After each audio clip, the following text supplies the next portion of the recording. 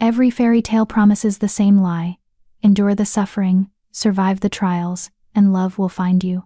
It will be beautiful when it comes gentle hands, soft words, a prince who sees past your flaws to the treasure beneath. All you have to do is wait, be good, be patient, and eventually, the universe will reward your faithfulness with salvation wrapped in starlight and promise. But when you've spent your entire life as a burden no one wanted, when your own pack looks at you with that particular mixture of pity and disgust reserved for the broken, you learn a different truth. Salvation doesn't come gently. It comes howling through a blizzard, wearing the face of a predator, and it doesn't ask permission before it devours everything you thought you knew about yourself. I learned that truth the night I followed a wolf's song into a storm that should have killed me. The night I discovered that sometimes, the monster in the darkness is the only honest thing in a world built on beautiful lies. My name is Morgan Gray, and this is the story of how I died in a snowstorm and woke up in a nightmare that taught me what it means to truly live. This is the story of how blindness became sight, how a howl became a language, and how the thing I feared most became the only thing worth having. They say omegas are blessed by the moon goddess, meant to be cherished, protected, treasured above all others. They lied about that too. Chapter 1. The omega no one wanted. The morning they decided to cast me out, the pack house smelled like cinnamon rolls and disappointment. I could always smell emotions before I understood them. Fear had a metallic tang, like copper pennies dissolving on your tongue. Anger burned like smoke from green wood, acrid, choking, impossible to ignore. But disappointment smelled sweet and rotten at the same time, like fruit left too long in the sun, fermenting into something that made your stomach turn. That's what filled the air as I sat at the kitchen table, my fingers tracing the chipped edge of my plate, counting the beats of silence that stretched between my father's carefully measured breaths. "Morgan," he said finally, and I hated how gentle he made his voice. Gentleness from my father was never kindness. It was the mercy you'd show a dying animal before you put it down. "The council has made their decision." I didn't respond. There was nothing to say that hadn't already been said 1,000 times in 1,000 different ways over my 23 years of existence. I was blind. I was weak. I couldn't shift. And worst of all, the sin that made me truly unforgivable in a world where an omega's only value lay in their ability to bear strong pups. My womb was as barren as winter ground. "They've given us until the new moon," my father continued. 3 days to make arrangements. Arrangements. Such a polite word for exile, for cutting off the diseased limb before it poisoned the whole body. "Where's Sarah?" I asked, because my sister's absence was louder than my father's words. Sarah, who could shift into a wolf so beautiful that visiting alphas would stop mid-conversation just to watch her run. Sarah, whose amber eyes held all the fire and life that mine lacked. Sarah, who was probably upstairs packing her bags for the mating ceremony with the beta from the northern pack, the same beta who'd once told me I had a pretty smile before he learned what I was.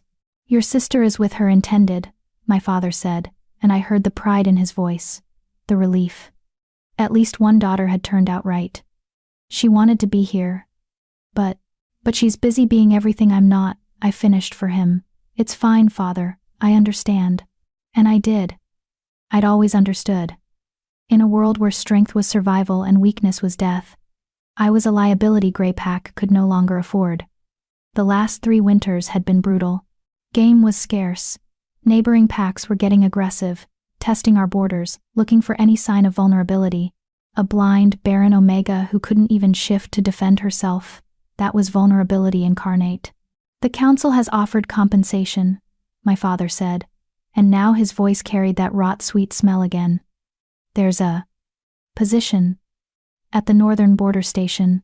They need someone to manage the records, organize supplies. It's indoor work. Safe. You'd have a room, meals, a small stipend." "A cage," I said softly. "You're offering me a prettier cage. Morgan, what happens when they realize I'm more trouble than I'm worth?" I asked, still tracing that chip in the plate, following its jagged edge like a map to nowhere. "What happens when the next harsh winter comes, and they need to cut costs? Who protects the blind omega then?" Silence. Because we both knew the answer. No one. No one protects the broken ones when survival gets difficult. "You could stay," my father said, but the words were hollow. "If you took the suppressants. If you never went into heat again. if you essentially ceased being an omega. The council said they'd consider letting me exist as nothing, I interrupted. Not omega, not beta, not anything. Just a ghost in the house, a reminder of your failure. Don't say that. Why not? I stood, my chair scraping against the wooden floor. It's what everyone thinks. You know how many times I've heard the whispers. Such a shame about Gray's firstborn. The moon goddess must have been angry that night. Bad blood comes out eventually. My fingers found the wall, following its familiar texture toward my room. I'd memorized every inch of this house. 13 steps to the stairs, turn left, 16 steps down the hallway, third door on the right. My world was made of numbers and patterns, distances measured in heartbeats, and breath counts. Morgan, please. I'll be gone before the new moon, I said. You can tell the council I went willingly. That way, Sarah's mating won't be complicated by my presence. I heard him start to protest, then stop. Because what could he say? That he loved me? Maybe he did, in the way you love something you're obligated to care for. But love without respect is just pity wearing a prettier mask. I made it to my room before the tears came. The books were what I'd miss most. My room was small, barely large enough for a bed, a desk, and the shelves that lined every available wall. Sarah had once asked why I kept so many books when I couldn't read them. She didn't understand that my fingers could read just fine, tracing the braille letters that kind Mrs. Ashford from the human settlement had helped me emboss into the pages. I ran my hands over the spines now, saying goodbye to friends who'd kept me company through endless lonely nights. Pride and Prejudice, Jane Eyre, Wuthering Heights. Stories of women who society deemed unsuitable, who found love anyway, or at least found themselves. Fairy tales, my mother would have called them. My mother, who'd died bringing Sarah into the world, whose last words were supposedly a prayer that at least one daughter would be strong. The moon goddess had answered, just not the daughter she'd meant. Still drowning in your fantasies, I see. I didn't turn around. I knew Vera's voice, my father's beta. The woman who'd basically raised Sarah and me after mother died. The woman who'd never quite forgiven me for surviving when my mother hadn't. Just packing, I said neutrally. The northern station is a good opportunity, Vera said, stepping into my room uninvited. Better than you deserve, if I'm being honest. When are you ever anything but honest, Vera? She laughed, sharp and brittle. You want honesty? Fine, you're a drain on this pack. Every resource spent keeping you fed and sheltered is a resource taken from wolves who actually contribute. Your father is too soft to say it. But someone needs to. The pack will be stronger without you. I carefully placed my copy of Jane Eyre in my bag. I know. Do you? She moved closer. I could smell her pine and aggression, the scent of a wolf who'd fought for her position and held it through sheer viciousness. Do you know how many times I've watched your sister cry because someone compared her to you? Poor Sarah, saddled with the blind sister.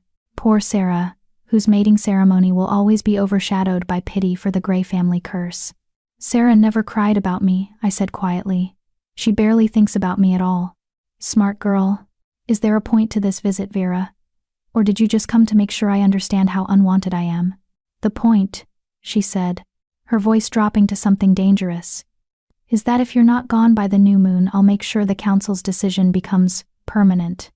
The northern station is charity, but there are other ways to handle problems that won't leave. Do you understand me? A threat, crystal clear and sharp as winter ice. Perfectly, I said. She left without another word, her footsteps heavy and satisfied. The beta had made her position clear. I wasn't just being exiled, I was being erased. That night, I couldn't sleep. I lay in bed, listening to the house settle around me, listening to Sarah's soft breathing from her room down the hall. My sister, who'd never asked to be compared to me. My sister, who probably did feel relief that I'd soon be gone. I couldn't blame her. How do you love someone who's only ever been defined by absence? No sight, no shift, no future. Somewhere around midnight, I gave up on sleep and wrapped myself in my heavy cloak, the one luxury my father had insisted on, lined with rabbit fur and thick enough to withstand the mountain cold. If I was leaving in 3 days anyway, what did it matter if I took one last walk through the territory I'd never see again? The night air hit my face like a slap, sharp and clean. Late autumn in the mountains meant frost already glittered on everything, turning the world into something crystalline and treacherous. I moved carefully, following the path I'd walked 1,000 times down the porch steps, across the yard, toward the eastern border where the pine forest grew so thick even wolves had trouble navigating it. This was my place. The spot where no one looked for me because no one expected the blind girl to venture into the woods alone. But I'd been coming here since I was 12, since I'd first realized that solitude was better than pity. The trees here spoke in whispers, pine needles rustling, branches creaking, nocturnal creatures going about their secret lives. Out here, I wasn't broken. I was just another creature trying to survive the night. I settled against my usual tree, an ancient pine with roots that had pushed up through the soil, creating a natural seat. The bark was rough against my back, familiar and grounding, and that's when I heard it. A howl. Not the familiar howls of my pack, who sang to each other in voices I'd known all my life. This was different, deeper. The sound seemed to bypass my ears entirely and resonate in my chest, in my bones, in some part of me that had been sleeping my entire life. It was beautiful, and it was the loneliest sound I'd ever heard. Without thinking, without planning, I stood up. My fingers found the tree trunk, using it to orient myself. The howl had come from the north, deeper into the forest, toward the unclaimed territories where pack wolves didn't venture because there was nothing there but wilderness and danger. I should have gone back to the house. A blind omega, alone in the forest at night, following a strange wolf's call. It was suicidal. But something in that howl spoke to the emptiness inside me. Something recognized, something like calling to like, so I followed it. The forest floor was treacherous roots and rocks and fallen branches waiting to trip me. But I'd spent years learning to read the world through my feet, through subtle changes in temperature and sound that told me when to step carefully. I moved slowly, methodically, following that howl like it was a rope pulling me forward. It called again, closer now. And I answered without meaning to. Not with a howl, because I couldn't shift, but with a soft sound in my throat. A response. An acknowledgement. I hear you. The wind picked up, carrying the scent of snow. A storm was coming. I should turn back. But the howl called again, and I kept walking, kept following, kept moving towards something I couldn't name and couldn't resist. I didn't know then that I was following a white wolf through the darkness. I didn't know that the storm about to hit would change everything. I didn't know that by morning, Morgan Gray would be dead, and something else entirely would be born. Chapter 2. The Blizzard and the Beast. The snow began as a whisper, tiny flakes that kissed my cheeks like cold promises. Within minutes, it became a roar. I'd been in mountain blizzards before. I knew the signs. The way the wind suddenly changed direction, circling like a predator. The drop in temperature so sharp it made your lungs ache. The specific quality of silence that preceded nature's violence. But I'd always been safely inside when those signs appeared. Never alone in the forest. Miles from home, chasing a phantom howl that had gone quiet. The smart thing would have been to find shelter immediately. Dig into a snowbank, cover myself with pine branches, wait out the storm. Survival 101 for mountain wolves, drilled into us from childhood. But the smart thing assumed you wanted to survive. And somewhere between leaving my father's house and following that lonely howl into the wilderness, I'd stopped being sure that I did. What was I surviving for? Another decade of pity? A life at the northern border station? Organizing supplies for wolves who'd whisper about the blind omega when they thought I couldn't hear? Growing old in a small room, reading my embossed books, never touching another person, never being touched, never being anything but the tragedy people mentioned in passing. The wind screamed, and I let it push me forward. My cloak whipped around my body, the fur lining doing nothing against cold this vicious. Ice crystals formed on my eyelashes, not that it mattered, since my useless eyes saw nothing anyway. The world was sound and sensation. Wind shrieking, snow stinging exposed skin, the forest groaning under winter's assault. I'd lost the path 20 minutes ago. Now I was just walking, one foot in front of the other, because stopping meant lying down, and lying down meant freezing, and freezing meant the howl cut through the storm like a knife through silk. Closer. So much closer. Almost on top of me. I turned toward it, stumbling. my numb feet catching on something hidden beneath the snow. I fell hard, my hands plunging into powder so cold it burned. For a moment I just knelt there, gasping, ice coating my lungs with every breath. Please, I whispered to the storm, to the howl, to whatever deity might be listening. Please, if you're real, if this means something. The growl froze the words in my throat. Low, rumbling. Close enough that I felt the vibration through the ground beneath my knees. A wolf. A massive wolf, judging by the depth of that growl. And I was on my knees in front of it, defenseless, unable to shift, unable to run, unable to do anything but wait for teeth to find my throat. This was how I died, then. Not slowly fading in some border station, but here, feeding a predator in a blizzard. There was a certain poetry to it. At least it would be quick.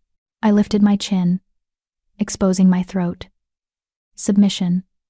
Acceptance. Go ahead, I said to the growling darkness. I'm not afraid. That was a lie. I was terrified. But I was also so tired of being afraid that terror and exhaustion had collapsed into something like peace. The growl stopped. Silence, except for the wind. I waited for impact, for pain, for the end. Instead, I felt heat. Massive heat, radiating from a body that had moved close enough to touch. The wolf, because what else could generate that much warmth, was standing directly in front of me. I could smell it now, cutting through the storm. Pine and snow and something wild and clean that made every hair on my body stand up. Not fear, though. Something else. Something I had no name for. I followed your howl, I said, because dying in silence felt wrong. It was. Beautiful. The loneliest sound I've ever heard.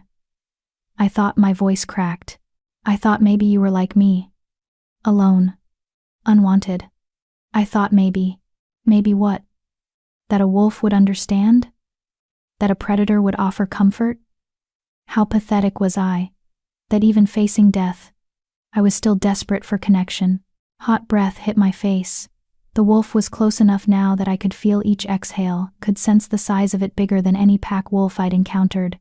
The scent grew stronger, and beneath the wild smell was something else, something that made my omega instincts stir for the first time in years.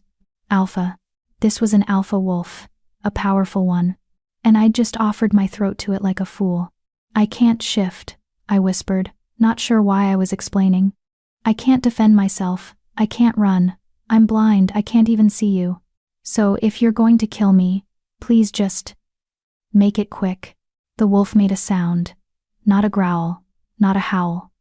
Something between a whine and a rumble, like it was. Confused? Then I felt teeth, and my heart stopped. But the teeth didn't tear. They closed around the fur collar of my cloak, gentle as a mother carrying a pup. The wolf actually lifted me until I was standing on trembling legs. Then it moved, positioning itself beside me, its shoulder pressing against my hip. The message was clear even to my shocked brain. Hold on. My fingers tangled in thick fur, white fur. I somehow knew, though I couldn't have said how. The texture was different from pack wolves, softer and denser. My hands disappeared into that coat as the wolf began to move, guiding me through the storm. We walked. The wolf chose each step carefully, its body a warm anchor in the screaming wind. When I stumbled, it stopped, waiting for me to regain balance.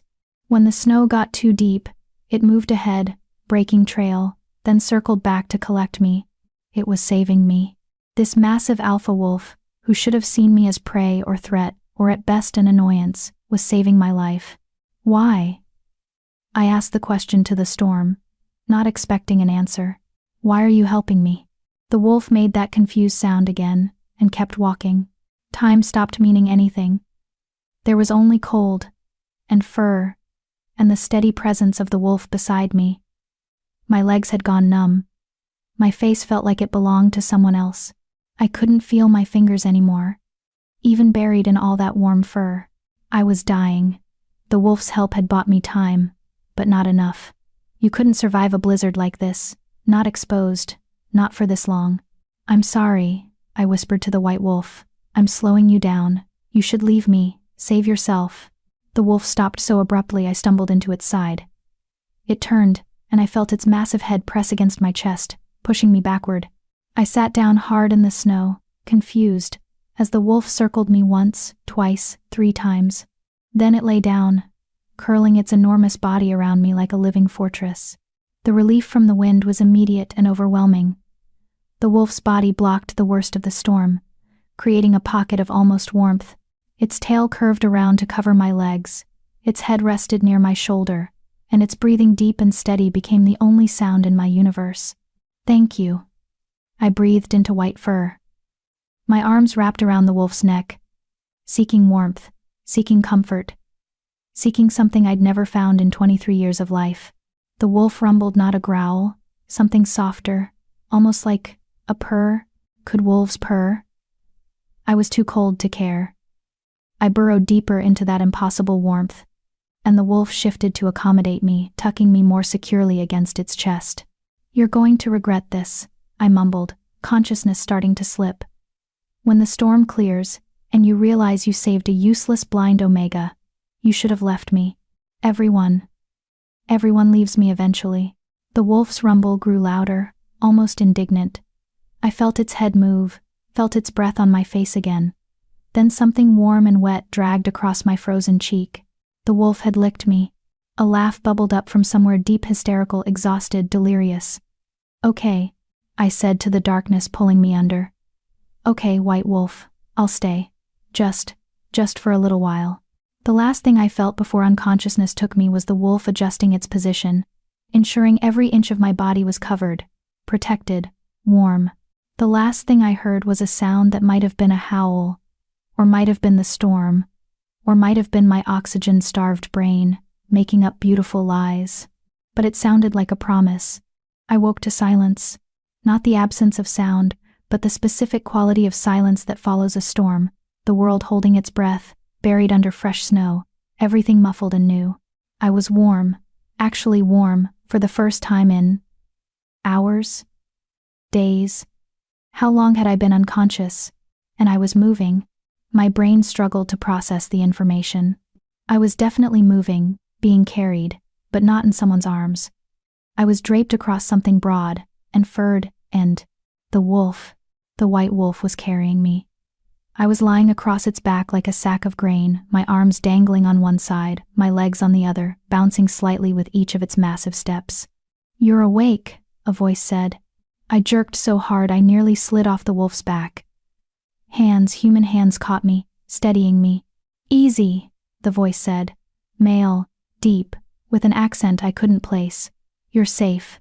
Don't move too quickly, you've been hypothermic for hours." "Who?" My throat was raw, my voice barely a whisper. "Who are you?" "Someone who owes you an explanation," the man said. "But first, let's get you somewhere warm. Can you hold on for a few more minutes?" I realized he was walking beside the wolf, one hand resting on my back to keep me stable. The wolf, my white wolf, made that rumbling sound again, and the man responded with something that sounded almost like a chuckle. "Yes, I know you've got her," the man said. "I'm just making sure." He was talking to the wolf, like it could understand him. "Where are we going?" I managed to ask. "My home," the man said. "It's not far now. You'll be safe there, I promise." Promises. The wolf had made me a promise too, or I'd dreamed it had. Nothing made sense. Why was there a man in the middle of nowhere, after a blizzard? Why was he helping me? And why did the white wolf— "The wolf," I said suddenly. "Where's the white wolf, the one who saved me?" Silence. "The kind that feels heavy. You're riding on the white wolf," the man said finally, carefully. "No, I mean before, during the storm. There was an alpha wolf, white fur, massive. It kept me alive." "Where did it go?" Another weighted silence. "Rest," the man said, his voice strange. "We'll talk when you're warm and safe." Something in his tone told me he was lying. Or not lying. Exactly. Avoiding. But I was too exhausted, too cold drunk, too confused to push. So I laid my cheek against the white wolf's fur and let myself be carried toward whatever came next. Behind me, I heard the man mutter something under his breath, too quiet for normal ears, but my hearing had always been sharper than most. It sounded like, "She doesn't know." How does she not know? But that made no sense. Didn't know what? The wolf beneath me rumbled again, and I felt the vibration through my whole body. Comforting. Protective. My fingers tightened in white fur, and I made a decision. Whatever was happening, whoever these people were, they'd saved my life. That counted for something. Even if nothing else in my life had ever counted for anything. The wolf's steady gait rocked me like a lullaby, and I let the darkness take me again. This time, I wasn't afraid. Chapter 3, The Castle of Contradictions. I woke to softness. After years of a thin mattress on a wooden frame, after hours on frozen ground, the sensation of genuine softness was so foreign it took me several confused seconds to identify it. Blankets. Thick, heavy blankets that smelled like cedar and something wild. A mattress that seemed to cradle my body rather than merely support it. And warmth. Blessed, overwhelming warmth that made my fingers and toes ache as circulation returned. I was alive. Against all logic and probability, I was alive. You're awake. The voice from before the man who'd walked beside the white wolf. Except now he was closer. Maybe sitting in a chair near the bed. I could hear the creak of wood as he shifted his weight. Where am I? My voice was still rough, my throat raw from breathing frozen air. My home, he said simply. You've been unconscious for almost 8 hours. I was beginning to worry. 8 hours. The blizzard, the wolf, the impossible rescue, it felt like a dream, like something my frost-addled brain had invented. Except I was here, wherever here was, and this stranger had apparently been watching over me while I slept. That should have terrified me. Strange man, unknown location, vulnerable Omega, every instinct should have been screaming danger. But I didn't smell threat. I smelled pine and old stone and something else, something that made my Omega senses stir with interest rather than fear. Alpha, definitely. But not aggressive, not predatory, curious maybe. And something that felt almost like concern? The white wolf, I said, because that was the important thing, the thing I needed to understand. Where is it? I need to thank it, I need to. The wolf is fine, the man interrupted gently. It's resting. The storm took a toll, but it saved me. I struggled to sit up, the blankets pooling around my waist. It should have left me to die. Why didn't it? Why would an alpha wolf risk itself for you? The man's voice carried a strange note.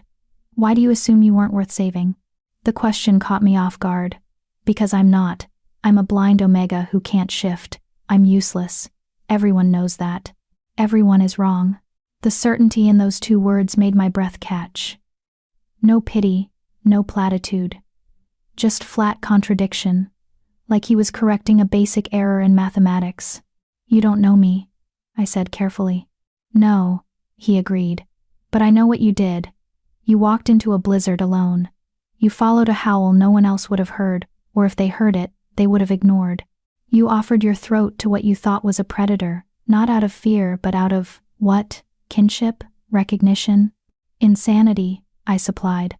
The word you're looking for is insanity. He laughed, a genuine sound that seemed surprised out of him. Perhaps. Or perhaps you recognized something true in that howl. Something lonely calling to something lonely. My hands fisted in the blankets. Who are you? Someone who understands loneliness, he said quietly. Someone who, I apologize. I haven't even asked your name. He paused, and I got the distinct impression he was choosing his words carefully. You can call me Lyndia. Lyndia. Not a name I recognized from any of the regional packs. The accent I'd noticed earlier was clearer now, educated, refined, with the particular cadence of the Northern Territories. Old blood probably, wealth, certainly, which raised the question, what was someone like that doing in the unclaimed wilderness? Morgan, I offered. Morgan Gray. Gray. He said it thoughtfully. From the Eastern Mountain Pack? My stomach dropped. You know my pack?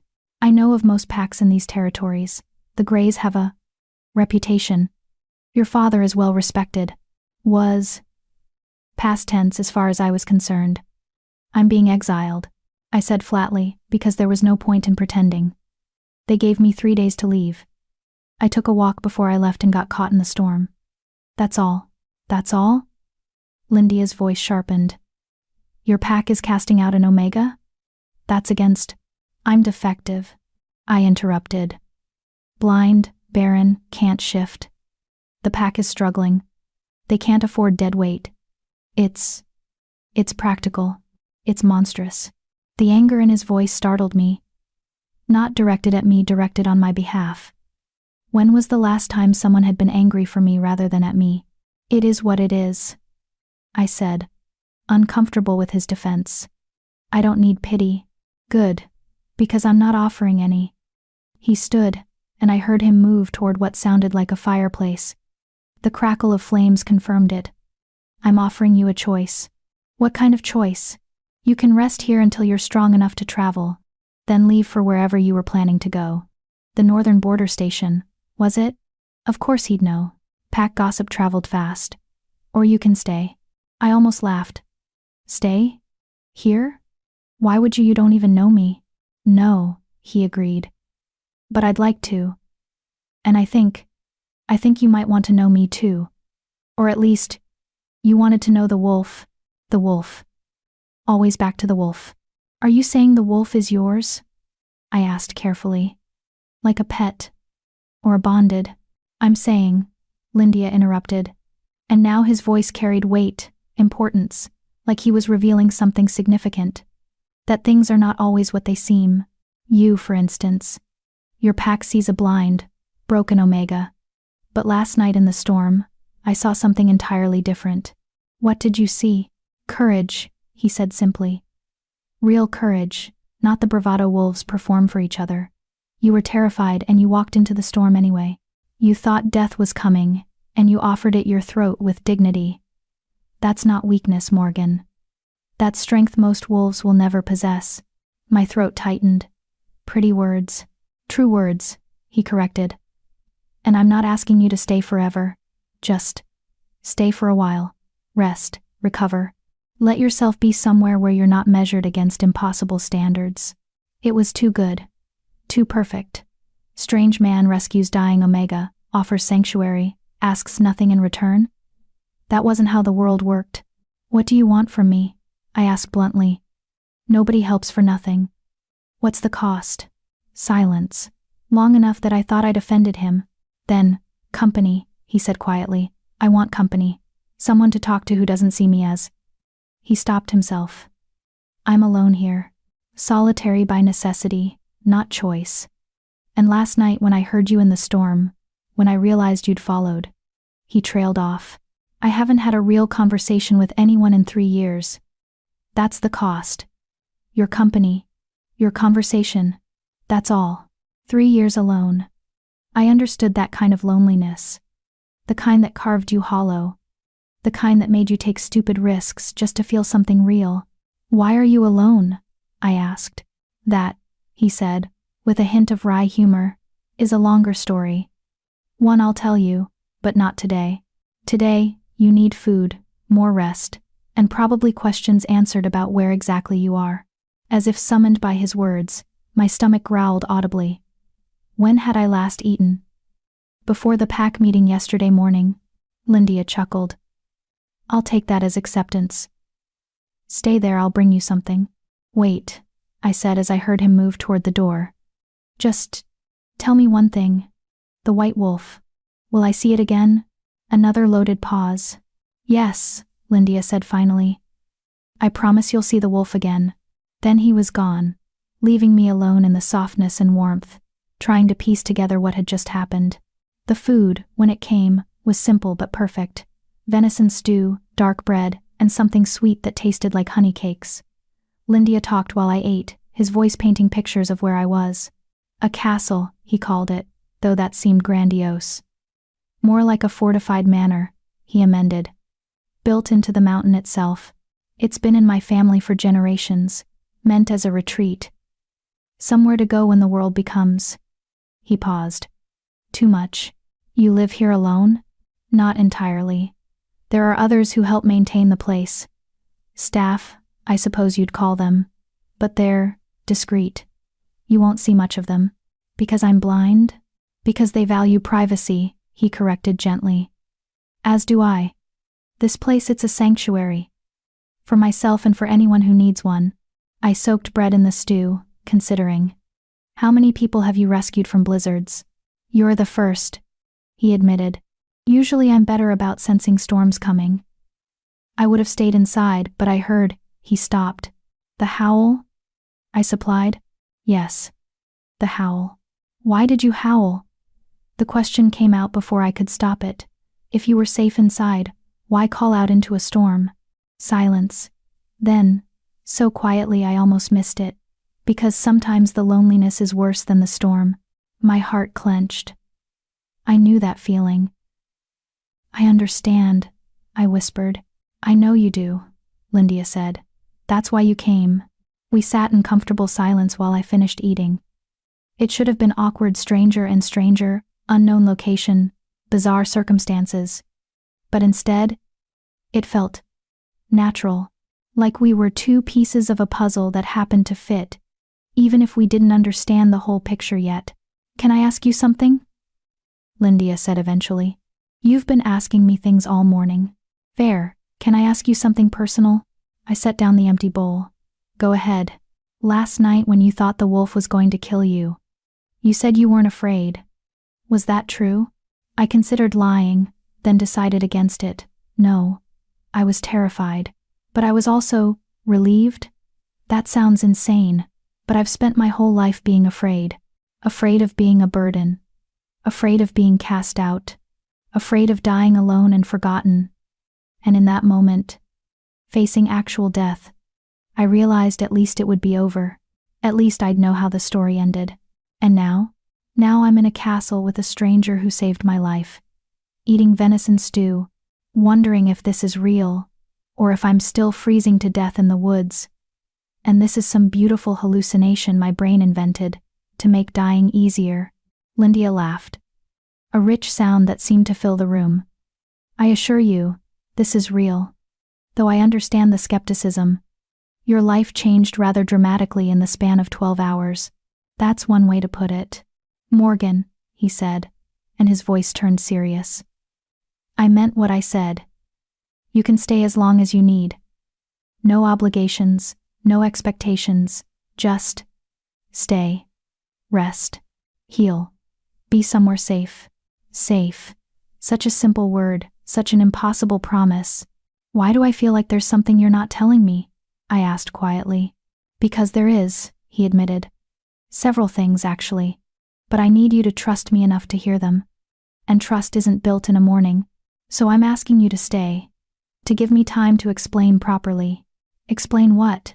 Why the white wolf saved you, he said softly. Why it couldn't let you die in that storm. Why you following that howl felt like. He stopped, took a breath. Why it mattered. My heart was beating too fast. Lindia, what are you? Stay, he said again. Please. Give me a week. 1 week to show you that this place, this situation, might be exactly what you need. What we both need. I should have said no. Should have demanded answers immediately. Should have been more cautious, more skeptical. But the memory of white fur and gentle teeth, of being carried through a storm, of a howl that had called to something deep inside me, it all pointed to one impossible truth.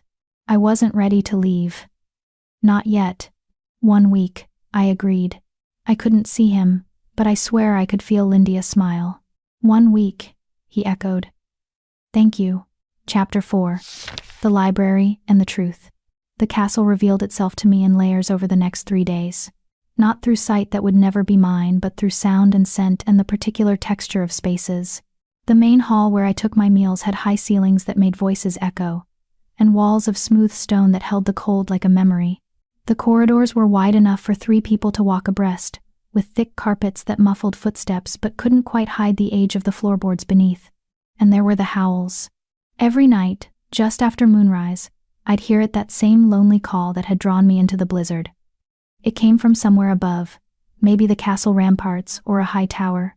Each time, something in my chest would tighten, responding to the sound in ways I couldn't name and didn't understand.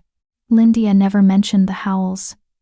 He'd appear each morning for breakfast, asking how I'd slept, telling me stories about the castle's history, treating me like a guest rather than a charity case. But he always left before sunset, murmuring excuses about evening duties, and I wouldn't see him again until dawn. The staff he'd mentioned remained invisible.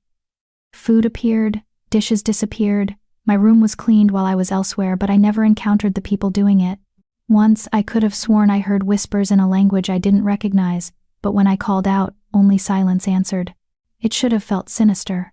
Instead, it felt considerate. Like everyone was trying very hard not to overwhelm the blind Omega who'd stumbled into their sanctuary. On the fourth morning, Lindia arrived with an announcement. "I want to show you something," he said over breakfast. "If you're feeling strong enough." I'd regained most of my strength, though my fingers and toes still ached from the frostbite. "What is it?" "A surprise," he said, and I could hear the smile in his voice. "Come on. I promise you'll like it." He offered his arm, a courtesy I'd learned to accept over the past few days. Lindia was careful about touch, never presuming, always asking permission through gesture or word. It was such a stark contrast to my pack, where people either avoided touching me entirely or grabbed me without warning. Like I was an object to be moved rather than a person to be respected. We walked through corridors I was beginning to map in my mind. Left from my room, down the main stairs, past the Great Hall, then right toward the eastern wing I hadn't explored yet. The air here smelled different, drier, with an undercurrent of something familiar I couldn't quite place.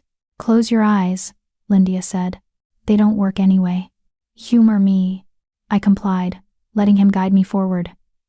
I heard a door open heavy, from the sound of it, and then we stepped into a space that made my breath catch. Books. The smell hit me like a wave. Old paper, leather bindings, dust and ink, and knowledge. Thousands of books, from the way the scent filled the air. "You can open your eyes now," Lindia said softly. I did, uselessly, but the gesture felt right. "This is a library," he confirmed. "One of the largest private collections in the Northern Territories. My family has been gathering books for generations. Histories, philosophies, sciences, stories, everything we could preserve." My hands reached out instinctively, finding a shelf, trailing across spines. "Why are you showing me this?" "Because you said you'd miss your books most," Lindia said. "When you were packing to leave your pack, you mentioned your Braille editions, how much they meant to you." He'd remembered that? From one comment days ago? "Lindia, I can't read these. They're not—" "Wait here," he interrupted. I heard him move deeper into the library, his footsteps confident like he knew exactly where he was going. Shelves creaked, something heavy was lifted, then he was back. "Hold out your hands." I obeyed, and he placed a book in my palms. Not just any book, I could feel the embossed dots immediately. The familiar pattern of Braille under my fingertips. "You have Braille books?" I whispered, not quite believing it. 347 of them, Lindia said, pride evident in his voice. "My mother was blind. She had these made over her lifetime, classics mostly, some histories, poetry collections. They've been sitting here untouched since she died. I think she'd be happy knowing someone was reading them again." My throat closed around words that wouldn't come. His mother. He'd had these made for his mother, and now he was offering them to me like it was nothing, like it wasn't the most precious gift anyone had ever given. "I don't know what to say," I managed finally. "Say you'll use them," Lindia replied. "Say you'll spend time here, reading, being yourself. Not the Omega your pack thought you were. Just Morgan, who loves stories." My fingers traced the title, Wuthering Heights, the same book I'd left behind when I fled my father's house. "Thank you," I breathed. "Lindia, I thank you. You're welcome." His voice was warm, pleased. "There's a reading corner by the fireplace. The chair there was my mother's favorite. I'll leave you to explore?" "Yes, please." I felt him hesitate, like there was something more he wanted to say. Then, "Morgan? I'm glad you came. I'm glad you followed that Howl." "So am I," I admitted, surprising myself with the truth of it. His hand brushed my shoulder, brief, gentle, and then he was gone, leaving me alone with 347 books and a gratitude so fierce it felt like grief. I don't know how long I spent in that library. Hours. Certainly. Maybe the entire day. I read poetry, Dickinson and Rossetti, and names I didn't recognize, but whose words carved themselves into my memory. I found the reading corner Lindia had mentioned, sinking into a chair that smelled faintly of lavender and old wool, his mother's chair, and felt something in my chest finally relax. This was sanctuary. Real sanctuary, not the cage my father had offered. Here, I wasn't broken. I was just blind, and blindness was simply a different way of existing, one his mother had navigated. One that had shaped this library, this collection, this gift. I was so absorbed in a collection of Celtic myths that I almost missed the sound. Claws on stone, clicking, getting closer. I froze. The book still in my hands. The castle was supposed to be safe. Lindia had promised. The wolf walked into the library like it owned the place. I knew it was the white wolf immediately. The size, the particular quality of its presence, the way the air seemed to shift around it, and the scent, pine and snow, and that wild, clean smell that had kept me alive through the blizzard. "Hello," I whispered, setting the book aside carefully. "I was hoping I'd see you again."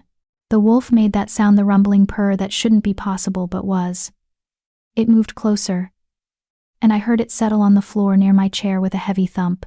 "Are you allowed to be in here?" I asked. "Do the librarians mind wolves among the books?" Another rumble, almost amused. Slowly, carefully, I reached down. My fingers found thick white fur, and the wolf leaned into the touch like it had been waiting for it. "You saved my life," I said softly, my hands tracing the massive head, the soft ears, the broad skull that spoke of power and age. "I never properly thanked you. I don't even know if you understand me, but thank you. For not leaving me. For caring when no one else did." The wolf went very still under my hands. "Lindia thinks I'm worth saving," I continued, because the wolf was easier to talk to than the man somehow. He gave me his mother's library. He asks about my day like it matters. And I don't understand why, but I'm grateful. For the first time in my life, I'm somewhere I might actually belong. The wolf made a pained sound, pressing its head more firmly into my lap. "Do you belong to him?" I asked. "Are you his bonded companion? Is that why you're here?" The wolf pulled back, and I felt it shift position. Then something impossible happened. The air changed. Temperature spiked. I heard bones cracking, reforming, the distinctive sound of a shift, but wolves couldn't shift into humans in seconds. It took minutes, was agonizing, left the shifter vulnerable and disoriented. Yet in the space of 3 heartbeats, where there had been a wolf, there was now a man whose breathing was harsh and ragged, a man whose scent was exactly the same as Lindia's. "Oh God," I whispered. "Oh God, I'm sorry," Lindia's voice said, rough and wrecked. "Morgan, I'm so sorry. I should have told you immediately. I should have. You're the wolf." My brain was struggling to process. This whole time, the howl I followed, the one who saved me, who carried me here, that was you. "Yes, and you've been coming to the library every evening," I continued, pieces clicking into place. "That's why you always leave before sunset. You've been spending time with me as the wolf." "Yes." I stood up, my hands trembling. Why not just tell me?" "Because..." He stopped, started again. "Because when you spoke to the wolf, you were honest in ways you couldn't be with the man. You told the wolf things, true things, about how you felt and what you wanted. And I needed to hear those things. I needed to know who you really were. I searched for words through the shock. "That's manipulation. You lied to me." "I never lied," Lindia said quietly. "I just didn't correct your assumptions. And yes, that's a distinction without much difference. I know. I'm sorry." The hurt was sharp and surprising. I'd thought, what had I thought? That Lindia was becoming a friend, that the wolf was some separate entity I could trust, that anything about this situation was real. "You said your mother was blind," I said, a thought occurring. "Was that true? Or was that part of the manipulation too?" "That was true," he said firmly. "Every word about her was true. This was her library, her chair. She died 5 years ago, and I miss her every day." "But you're..." I gestured helplessly at where I thought he was standing. You can shift. You're clearly not cursed or broken, or what are you? Silence. The kind that precedes revelations. I'm the Alpha King, Lyndia said quietly. Ruler of the Northern Territories. And I'm cursed in ways that have nothing to do with shifting. The world tilted. Alpha King, the most powerful wolf in all the territories, the one whose authority superseded pack law, whose word was absolute. That's impossible, I breathed. The Alpha King lives in the capital, in the royal palace. Everyone knows that. The Alpha King lives wherever he chooses, Lyndia corrected. And I chose here. 3 years ago, when the curse began, I left the capital and came here, to this castle, to isolation, to... His voice broke. To howling at the moon and hoping someone someday would hear me. What curse? I demanded. If you can shift, if you have all this power, what could possibly... I shift into 2 forms, Lyndia interrupted. The wolf you met, that's the beast. Beautiful, powerful, pure. Everything an alpha should be. But I also shift into something else. Something monstrous. A creature of rage and violence that I can't control. He moved closer, and I heard the rustle of clothing as he presumably knelt before my chair. 3 years ago, I killed someone, he said, each word careful and deliberate. In my monstrous form, I killed one of my own guards. I didn't mean to. I didn't even remember doing it until I woke covered in blood. That's when I realized I'm not fit to rule. I'm not fit to be around people. So I came here, to this sanctuary my family built, and I've been alone ever since. Except for the staff. There is no staff, Lyndia said. Just me. Magic maintains this place, old spells my ancestors wove into the stones. The food, the cleaning, all of it magic. I'm completely alone. 3 years. 3 years of isolation, of loneliness so profound he'd howl at storms. 3 years until a blind Omega stumbled into his territory and heard him. Why didn't you tell me this before? I asked, my anger softening into something more complicated. Because I'm selfish, Lyndia admitted. Because for the first time in 3 years, I had someone to talk to. Someone who didn't know who I was or what I'd done. Someone who looked at me or didn't look, I suppose, and saw just a person. Not a king, not a monster, just Lyndia. And the wolf visits? Those were you wanting. Connection without the weight of words. He finished. Yes. With the wolf you were unguarded. You'd pet me and tell me your fears and your hopes. And I could be there for you without the complication of being human. It was manipulation. It was absolutely manipulation. But it was also the most honest explanation of loneliness I'd ever heard. Show me, I said suddenly. What? The other form. The monster, show me. Morgan, no. If you want me to stay, if you want me to trust you, then show me the truth. All of it. I could hurt you. You won't, I said with certainty I didn't entirely feel. You saved me from a blizzard. You've spent hours with me as the wolf, and you've never once threatened me. Show me the monster, Lyndia. Let me decide if it's really as terrible as you think. You're asking me to risk your life. My life was forfeit the moment I walked into that storm, I countered. You gave it back to me. If you want to take it now, that's your choice. But I don't think you will. I think the monster is just another part of you, and I think you've been alone with it for so long that you've forgotten sometimes we're most monstrous when we have no one to be human for. The silence stretched so long I thought he'd refuse. Then, step back, please, give me room. I obeyed, my heart hammering as I heard him move to the center of the library. If anything happens, Lyndia said, his voice already changing. If I attack, run. The door is directly behind you. The guards will know. There are no guards. Just run, Morgan. Promise me. I promise. I lied. The transformation was nothing like the smooth shift from wolf to man. This was violent. I heard bones breaking, reforming wrong, heard Lyndia's scream turn into something inhuman. The temperature dropped, and a new scent filled the library, blood and fury, and something ancient and wrong. Then the monster growled, and every instinct I had screamed at me to run, but I didn't. Instead, I did the stupidest, bravest thing I'd ever done.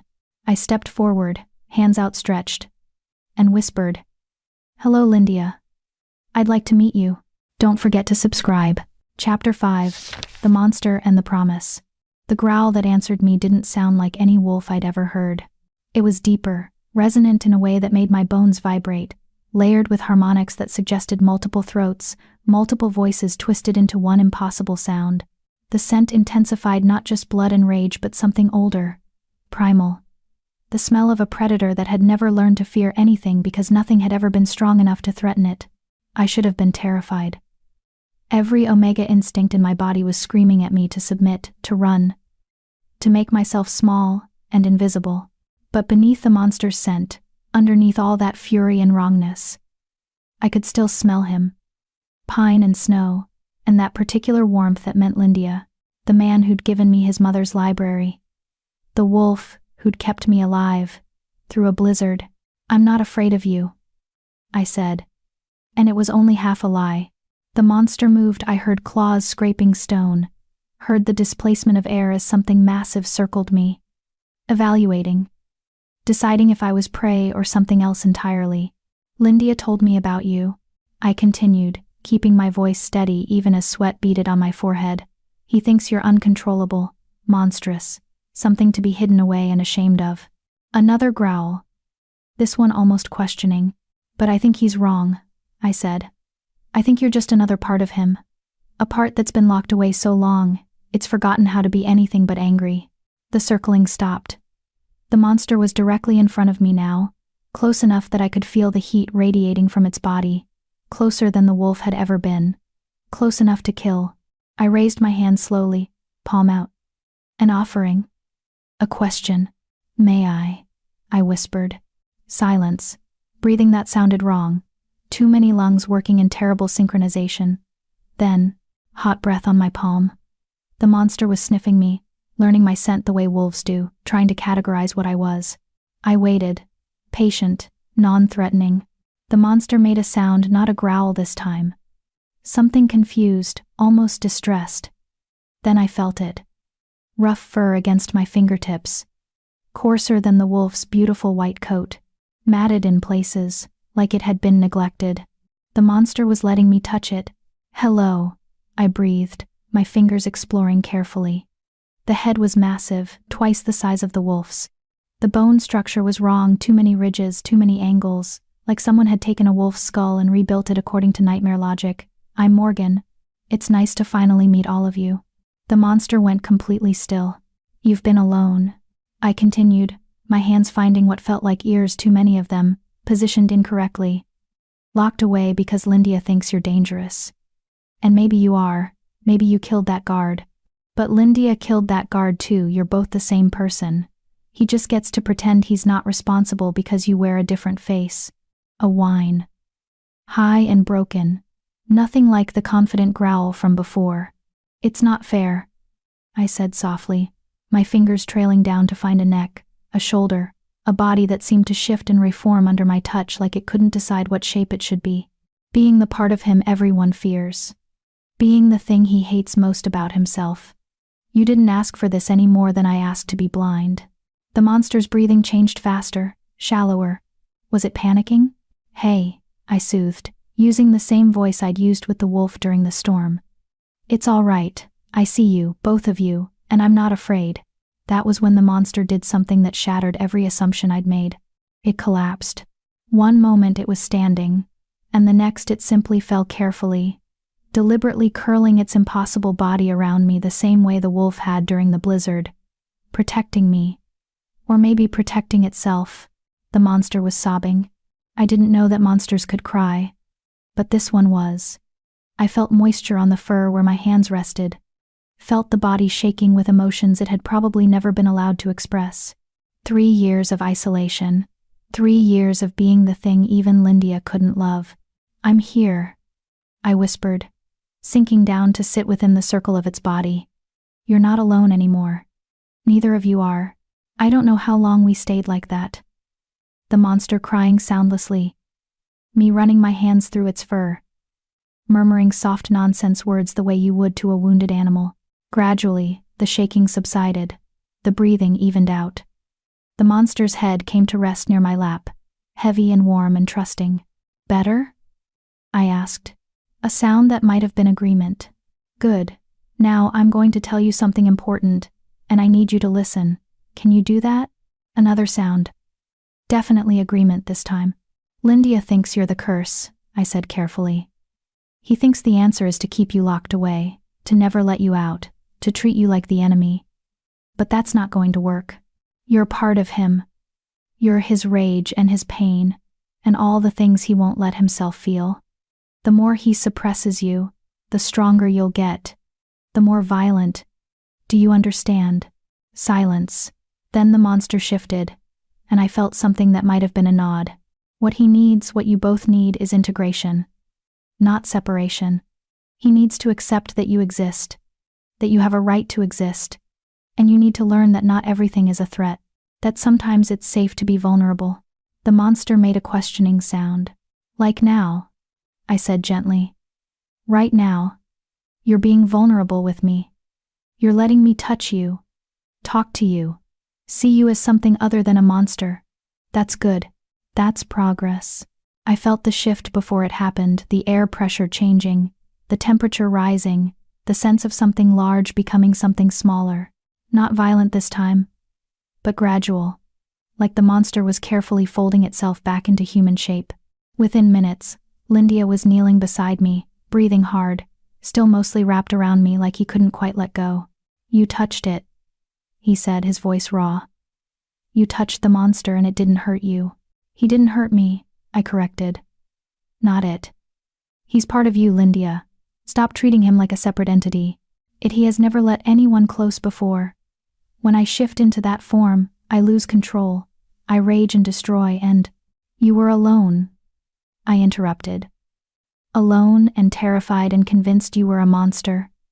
Of course you raged. What else was there to do? Lindia made a sound that might have been a laugh or a sob. You're insane. You know that? Completely insane, says the man who howled at a blizzard and rescued a dying Omega. Fair point. His arms tightened around me slightly. Morgan, I thank you. I don't know what you did, but he's quiet now. Calm. I can feel him, but he's not fighting me. He's just there, present, but not violent. He was never violent, I said. He was lonely. There's a difference. We sat there in the library, surrounded by his mother's books, and for the first time since arriving at this castle, I felt like I was seeing the complete picture. Not Lindia, the polite host, not the white wolf savior, not even the Alpha King, just a man who'd been broken in different ways than me, trying to figure out how to be whole. Your week is half over, Lindia said eventually. Do you still want to stay? I thought about my answer carefully, about what staying meant, about what leaving would cost. Yes, I said finally, but on one condition. Name it. Stop hiding from me. No more secrets. No more carefully curated conversations where you pretend everything is fine. If you want me here, I want all of you. The king, the wolf, the monster, all of it. That's a lot to ask, Lindia said quietly. You asked me to trust you, I countered. I'm asking you to trust me back. Think you can do that? Another silence. Then his hand found mine, linking our fingers together. I can try, he said. Then we'll figure it out together. The next 3 days were different. Lindia stopped leaving at sunset. Instead, we'd share dinner, real dinner, not the brief breakfasts we'd managed before, and then move to the library, where he'd read aloud from books I'd already finished, just so I could hear his voice bring the words to life. He told me about his childhood, about a mother who'd refused to let blindness define her, who'd ruled as queen with her mate until illness took her, about a father who'd loved them both fiercely but died in a border dispute when Lindia was barely 20, about inheriting a throne he'd never felt ready for. The curse started 2 years into my rule, he explained one evening, his voice quiet. I thought it was stress at first. The dreams where I'd wake up somewhere else, covered in blood. Then one night, my head guard found me in the monster form standing over a dead servant. I don't remember killing him. I don't remember shifting. I just woke up to horror. What did you do? Covered it up, Lindia admitted. Blamed it on a rogue wolf attack. Gave the servant's family compensation. And I started researching, trying to understand what was happening to me. And I found references to something called a fractured alpha. It's rare happens when an alpha experiences trauma they can't process. The wolf splits, trying to contain the things the human can't handle, creates a secondary form to hold all the rage and pain and fear. So the monster is every terrible thing I've ever felt and refused to acknowledge, Cynthia said. Every moment of grief I didn't let myself have. Every fear I pushed down because kings aren't supposed to be afraid. 3 years of ruling alone, making decisions that cost lives, holding myself together with willpower and duty until something finally broke. I reached for his hand, finding it easily now that I'd memorized his tells, the way he breathed, the small movements he made.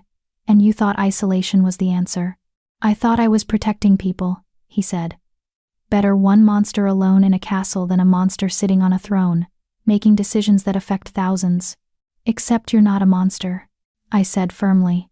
You're a man dealing with trauma in the only way you know how. And that way is not great, but it's not monstrous either. Cynthia laughed, tired, but genuine. You say that like it's simple. It's not simple.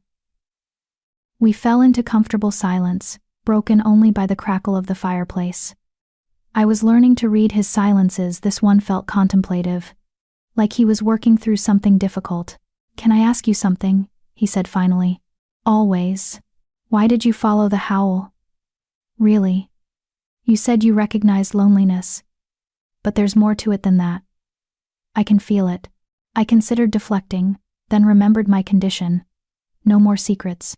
Because I wanted someone to see me, I admitted. Not the blind Omega everyone pitied. Not Gray's broken daughter. Just me. Morgan. And that howl, it sounded like someone who understood what it meant to be invisible. I thought if I could find whoever was making that sound, maybe they'd see me in return. I do see you, Cynthia said softly. Morgan, these past days talking with you, being honest with you, it's the most seen I've felt in years. Maybe ever. My heart did something complicated in my chest. Even with the monster? Especially with the monster, he said. You didn't run. You didn't scream. You touched him and told him he deserved to exist. Do you have any idea what that meant? What it still means. About as much as it meant when you saved me from the blizzard, I said. When you gave me your mother's library. When you spent hours as the wolf just keeping me company because you understood I needed it. So we're even then. I don't think this is about keeping score, I said. I think this is about two broken people accidentally finding exactly what they needed. Cynthia was quiet for a long moment. Then, your week is almost up. Tomorrow is the last day. My stomach dropped. I'd been trying not to think about that. I know. Will you stay? The question was careful, vulnerable. Not because you feel obligated, not because you're afraid to leave, but because you want to. Will you stay with me? There were 1,000 practical reasons to say no. He was the Alpha King. I was a cast-off Omega. He had a curse he barely understood. I had a pack who'd exiled me. This castle was isolated, he was complicated, and nothing about this situation was normal or safe or wise. But wisdom had never kept me warm through a blizzard. Yes, I said, I'll stay. I heard Cynthia's breath catch. You mean it? I mean it, I confirmed. On one more condition. Another condition? But his voice was smiling. Stop calling him the monster, I said. The other form. Give him a name. Make him a person, not a curse. Morgan, if you want me to stay, if you want to heal, you have to stop treating part of yourself like the enemy. Name him. Acknowledge him. Let him exist as something other than your shame. Silence. Long and waited. Then, shadow. Cynthia said quietly. When I was young and afraid of the dark, my mother told me that shadows only exist because there's light somewhere, that you can't have one without the other. I'll call him Shadow. That's perfect, I whispered. You're changing everything, Cynthia said, wonder in his voice. You've been here a week and you're changing everything. You changed everything first, I pointed out. The moment you howled into that storm. I'm glad I did, he said. I'm so glad I did. His hand was still holding mine, and I realized this was the most I'd been touched in years. Not in a sexual way, not even particularly romantically. Just held, connected, seen. Lindia? I said softly. Yes. Thank you for being lonely enough to howl. He laughed, the sound breaking slightly. Thank you for being brave enough to follow. We stayed like that until the fire burned low, hands linked, the library quiet around us, two broken pieces that had somehow found a way to fit. And in the darkest corner of the room, where shadows gathered thickest, I could have sworn I felt something watching.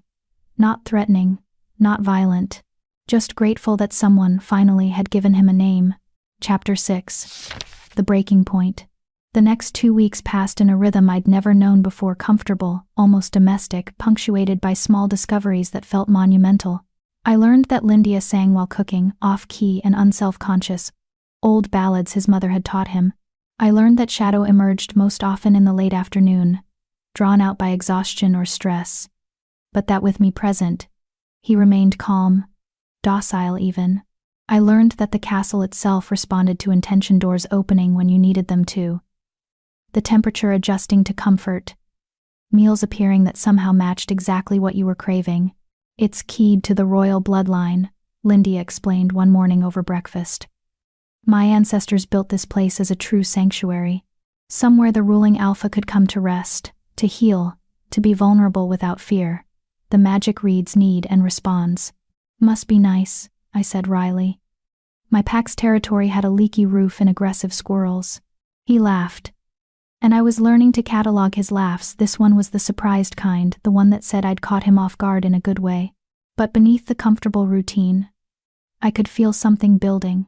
A tension Lindia carried in his shoulders, in the careful way he chose his words sometimes, in how Shadow had started emerging more frequently, agitated and restless. On the 17th day, I finally asked about it. We were in the library, me reading while Lindia supposedly worked on correspondence, though I could tell from his breathing he was just staring at the papers. What's wrong? I said, setting my book aside. Nothing's wrong. Lindia. A sigh. I can't hide anything from you, can I? Not really. So you might as well just tell me. More silence. Then, there's a summons. From the capital. The Council of Alphas is demanding I return for the winter convocation. It's in 3 days. My stomach dropped. Can you refuse? Technically? Yes. Practically? No. If I don't attend, they'll assume I'm unfit to rule. They'll start succession proceedings, install one of my cousins, and he stopped. And they'll come here. To verify I'm alive, to witness my condition. The sanctuary will be compromised. So you have to go. I have to go, he confirmed. For at least a week. Maybe 2. Face the council, reassure them I'm still capable of ruling, deal with whatever political fires have started in my absence. That's good though, isn't it? I said, trying to sound encouraging despite the dread pooling in my chest. Proof that you can manage both the kingdom and the curse. That you're not as broken as you feared. Morgan. His voice was strained. I'm not worried about the council. Then what? I'm worried about leaving you. The words hung in the air between us, weighted with meaning I wasn't sure I was ready to examine. I'll be fine, I said automatically. I've survived this long alone. I can manage a couple weeks in a magical castle that literally anticipates my needs. That's not, Lindia made a frustrated sound. I don't want to leave you. These past weeks, having you here, being able to talk to someone, to be myself, all of myself, including Shadow, it's been the most peace I've had in 3 years. The thought of going back to that world, to being King Lindia who has to perform perfection while hiding half of who he is, he trailed off. I don't know if I can do it anymore.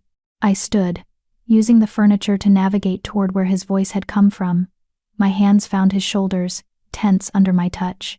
Then don't perform. I said simply, be yourself. You've spent 3 years hiding because you thought the truth would destroy you. But maybe the truth is actually what saves you.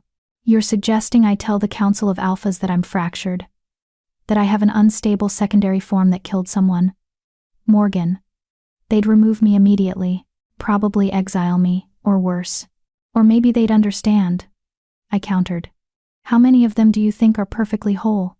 How many are hiding their own fractures behind crowns and authority? That's not how power works. No, that's exactly how power works, I interrupted. The strongest packs I ever heard about weren't the ones with the biggest alphas. They were the ones where the alpha admitted weakness, and the pack supported them anyway. Strength through truth, not through pretending. Lindia's hands came up to cover mine on his shoulders. You make it sound simple. It's not simple, it's terrifying, but it's better than the alternative. And what's the alternative? Going back to howling alone in a castle, I said softly. Hiding from the world until the isolation breaks you worse than any curse could. He turned under my hands, and suddenly we were very close, his breath warm on my face. Come with me, he said suddenly. What? And stand. To the capital. Come with me. I'll tell them I've found my mate. That you're the reason I've been in seclusion. They'll have to accept it. And you'll be there. And maybe I can do this if you're there. My heart was hammering. Lindia, we haven't. I know, he said quickly. I know we haven't discussed anything like that. I'm not asking you to be my mate. Not really. Just pretend. For the council, let me introduce you as someone important, someone who explains my absence, and in return I'll give you status, protection. You'll never have to worry about being cast out again. It was tempting, terrifyingly tempting, but something about it felt wrong. You want me to lie, I said carefully. To pretend we're something we're not, so the council doesn't ask harder questions. I want you with me, Lindia said, and there was desperation in his voice now. I want Morgan, please. I can't do this alone anymore. I can't go back to pretending everything is fine when you're the only person who's ever seen me as something other than a king or a monster. Please. What about Shadow? I asked. If we're in the capital, surrounded by people, what happens when he emerges? You can't shift in front of the council. I'll manage it, Lindia said firmly. I've been stable with you here. Shadow is calm when you're near. If you come with me, I can control it. I know I can, but that was the problem, wasn't it? He was making me responsible for his stability, making me the cage that kept Shadow contained. No, I said quietly. What? I stepped back, breaking the contact between us. No, I won't go with you. And I won't pretend to be your mate to make the council more comfortable. Morgan, listen to me, I said, my voice firm despite the way my chest was aching. You need to face the council as yourself. Not with me as a buffer.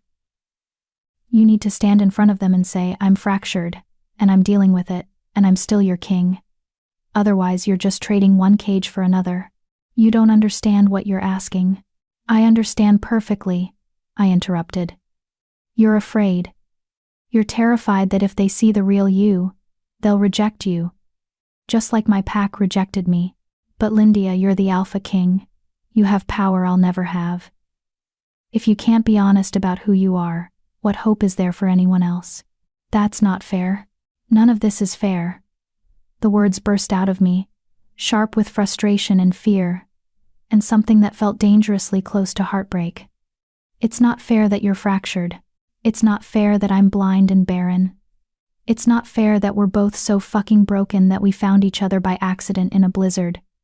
But that doesn't mean we get to hide from the truth. Silence. The kind that feels like fractures spreading through ice. So you won't come, Lindia said finally, his voice flat. I'll be here when you get back, I said. I promised I'd stay, and I meant it. But I won't enable you hiding anymore. You have to do this part yourself. I see. He stood, and I heard him gathering papers, movements sharp and precise. I should go pack. The journey takes 2 days. I'll need to leave tomorrow morning. Lindia, thank you for your honesty, he said, formal now, distant. I appreciate your principles. If you'll excuse me. He left the library before I could respond, his footsteps echoing too loud in the sudden quiet. I sank back into my chair, my hands shaking. I'd done the right thing. I knew I'd done the right thing. So why did it feel like I'd just made the worst mistake of my life? That night, there was no howl at moonrise. I waited in my room, listening, but the castle remained silent, except for the wind outside. Lindia didn't come to dinner. The magical castle provided food in my room, but I barely touched it. Around midnight I heard it, the sound of claws on stone, moving past my door, shadow pacing the corridors. I got up, wrapping my robe around myself, and opened the door. Shadow? I called softly. The pacing stopped. Then heavy footsteps coming closer.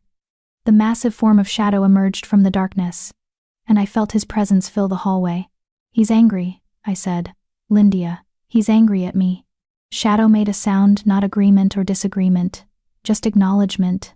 I hurt him, I continued, by refusing to go, by forcing him to face the council alone. But Shadow, I couldn't be the thing that keeps you contained. Do you understand? If he's only stable because I'm there, then he's not really stable. He's just dependent. Shadow moved closer, and I felt his massive head press against my chest. Not seeking comfort, offering it. You're worried about him too, I realized. About what happens when he goes back to the capital.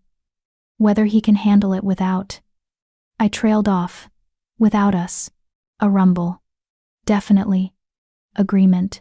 He's stronger than he thinks, I said, my fingers finding the rough fur, the too many ridges of Shadow's skull. Both of you are. You survived 3 years alone. You can survive 2 weeks surrounded by people. But Shadow's body language suggested he wasn't convinced. We stood like that for a long time. Blind Omega and fractured Monster, both worried about the man we'd somehow come to care about. Take care of him, I whispered finally. When he's in the capital, when he's scared or overwhelmed, remind him he's not alone. Even if I'm not there, he has you. He's always had you. Shadow rumbled again, and this time it sounded almost like a promise. Then he pulled back, and I heard the shift gentler now, more controlled. Within moments, Lindia was standing in front of me, breathing hard. He came to find you, Lindia said quietly. I was trying to stay away, trying to be angry. But Shadow, he needed to see you were all right.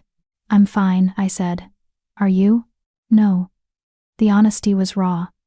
I'm terrified. Of the council. Of leaving you. Of failing. But you're right. I have to do this myself. I wish I didn't have to. I know, I whispered. I wish you didn't have to either. We stood in the hallway, not touching, the space between us full of things neither of us knew how to say. When I get back, Lindia said finally, we need to talk. About what this is. About what we are to each other. Because Morgan, I don't think I can keep pretending you're just a guest anymore. My heart stuttered. What am I then? I don't know, he admitted. But I know you're important. More important than anyone's been in a very long time. And I know that leaving you feels wrong in ways I don't have words for. Then come back, I said simply. Face the council, do what you need to do, and come back. We'll figure out the rest together. Promise? His voice was small, vulnerable in a way I'd never heard.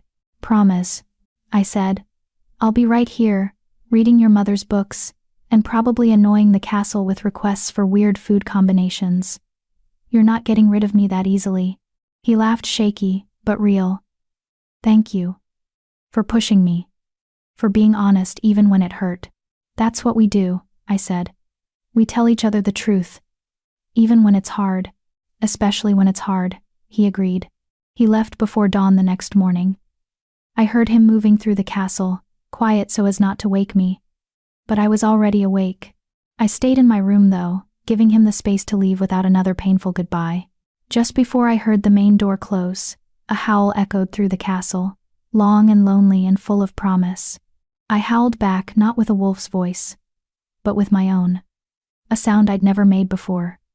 Pulled from somewhere deep in my chest where Omega instincts lived. The answering howl was triumphant. Then he was gone, and I was alone in the castle with nothing but books and memories and the ghost of white fur in my hands. 2 weeks, I told myself. Just 2 weeks. I could survive 2 weeks. But as the silence settled around me, as the castle tried and failed to anticipate the ache in my chest, I wasn't entirely sure I believed it. Chapter 7, The Exile and the Summons. The first 3 days without Lindia were bearable. I read. I explored more of the castle, mapping new corridors with my hands and feet, discovering rooms I hadn't known existed, a conservatory where plants grew in impossible profusion, a music room with instruments that hummed when I passed them, a tower observatory where the wind sang through careful architectural gaps. The castle magic tried its best. Meals appeared exactly when I was hungry. The temperature stayed perfect. Books I'd been thinking about reading would appear on my favorite chair, already open to the first page. But magic couldn't provide what I actually needed: conversation, presence, the sound of someone else breathing in the next room. By the 4th day, I was talking to myself. By the 7th, I was talking to Shadow even though he was with Lindia at the Capitol.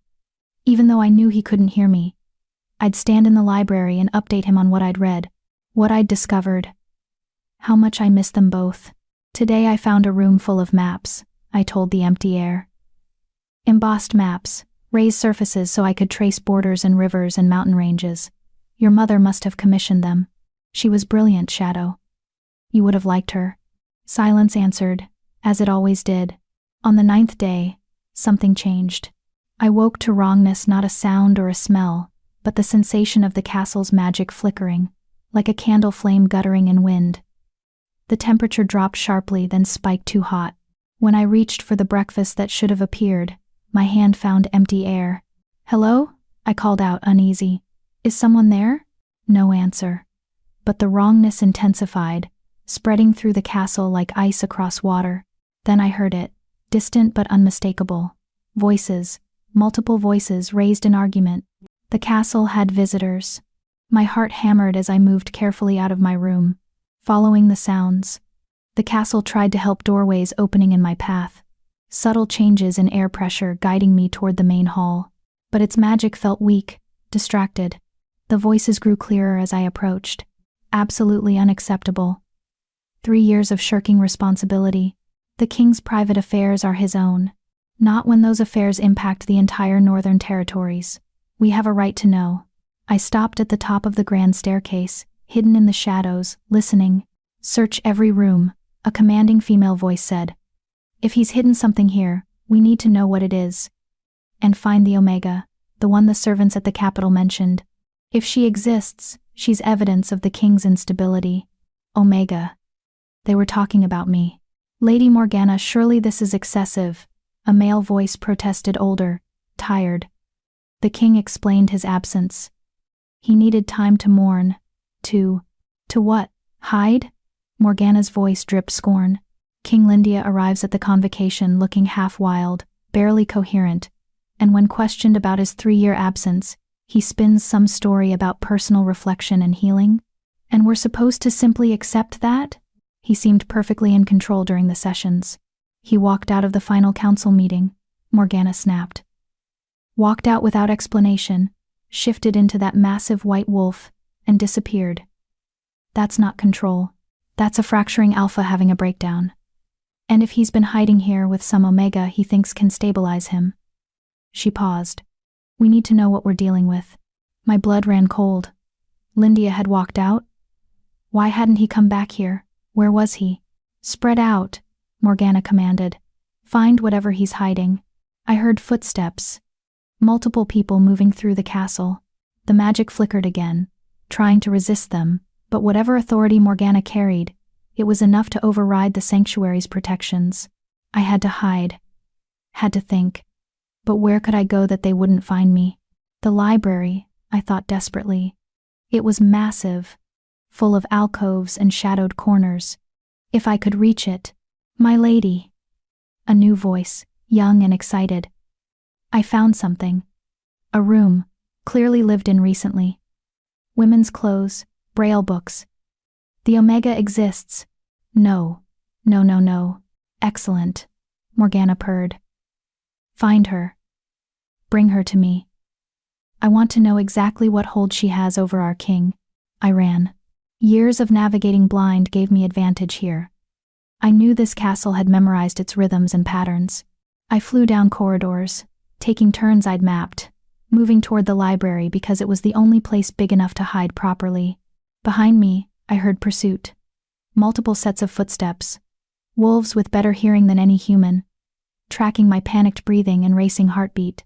I burst into the library, my hands finding shelves, using them to navigate deeper into the massive space.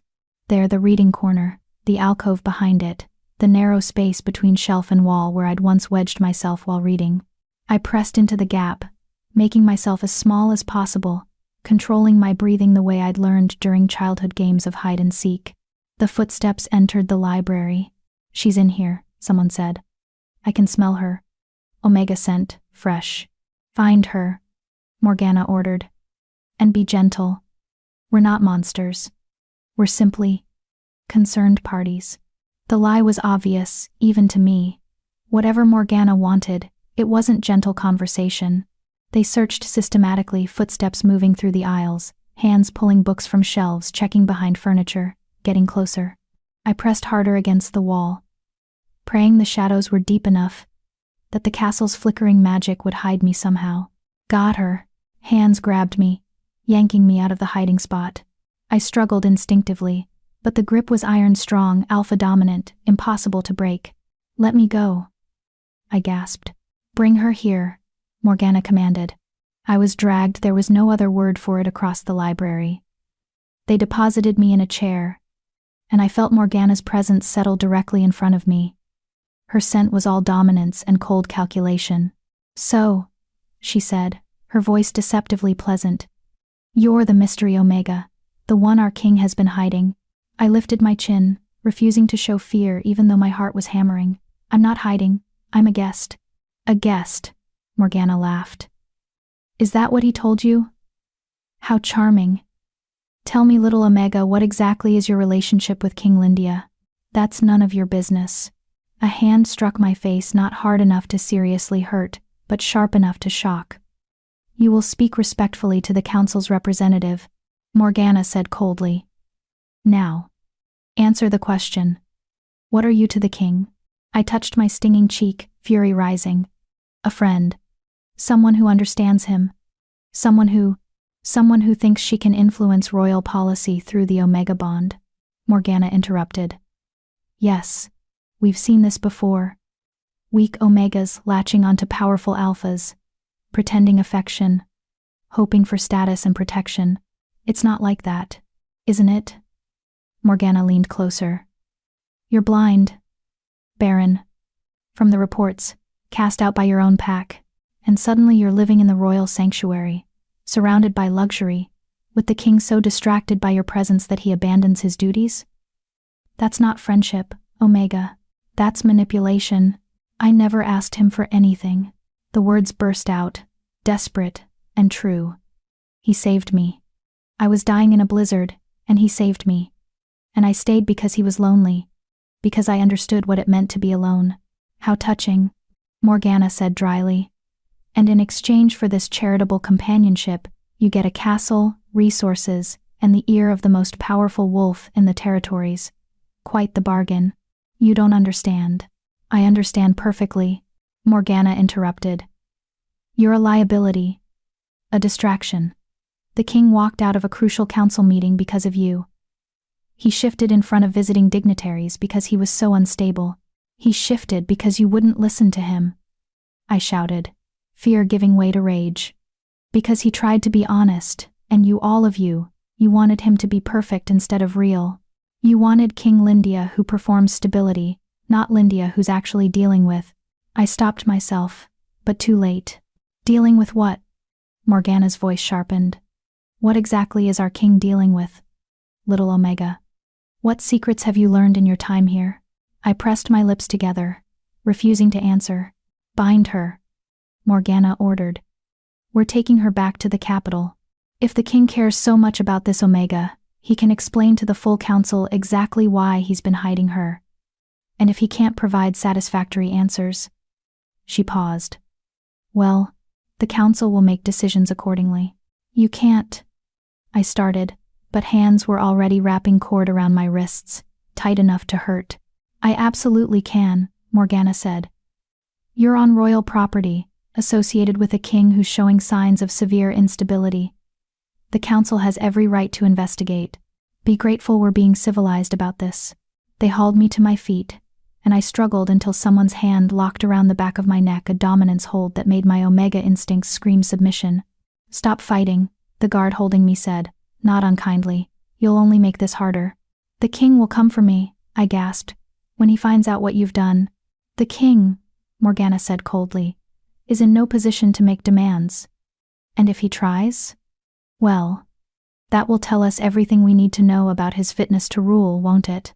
They dragged me out of the library, out of the castle, into cold afternoon air that bit at my face. I heard horses, smelled leather and steel. A hunting party, I realized. They'd come prepared to capture and contain. Put her in the carriage, Morgana commanded. And someone ride ahead. Tell the council we've found the king's secret. They'll want to convene immediately. As they lifted me into the carriage, as the door slammed shut and wheels began to roll, I sent out a desperate, wordless prayer to any deity listening. Lyndia, Shadow, I need you. Please, come find me. Chapter 8. The Alpha King's Choice. The capital was noise. After weeks in the quiet sanctuary of the castle, the assault of sound was almost physical. Crowds shouting, merchants hawking, metal clanging, wolves snarling in dominance displays. Even through the carriage walls, even with my limited senses, I could feel the press of too many people, too many scents, too much chaos. The carriage stopped with a jerk that sent me sliding across the bench. My bound hands made it impossible to catch myself properly, and I hit the wall with my shoulder, pain flaring. Out, Morgana commanded from outside. Hands grabbed me again, different guards, I thought, from the scent. They were rougher than the ones at the castle, yanking me down the carriage steps without bothering to guide my feet. I stumbled, nearly fell, and would have if someone hadn't caught my arm. Easy, a male voice said quietly. I've got you. How kind, Morgana said with acid sweetness.